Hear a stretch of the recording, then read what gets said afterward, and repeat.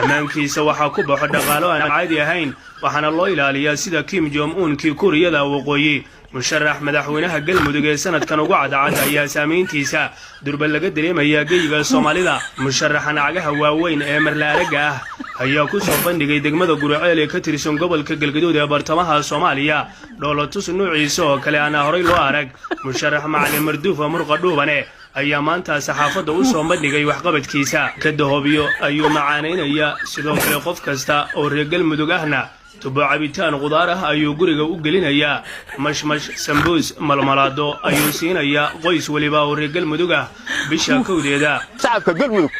sambuuska iyo burka iyo alaabtana waa u gubaya meel kastana waa u dhigaa waana ka rajinaya kacka iyo nafaqada iyo alaabta isbishaal horumarta magaaladana waa cagaariha waxa uu galay iyo raashin loogu talagalay xoolaha siinaya xoolo dhaqatada galmudug isagoo la tacaali doona caafimaadkooda xoolaha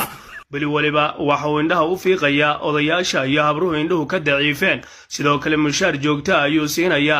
waxa uu hubaynaya qabaa'ilka galmudug ee habargidir si ay isaga dhacashaan khawaarijta iyo qabiilada ku soo xadgudba deegaankooda sida Mareexaan Majeerteen Duduble Xawaadle iyo Qubayska direed ee indhaha ay ka tuurtay cusbadu haddaba daawada muuqaalkan si sheer gare aan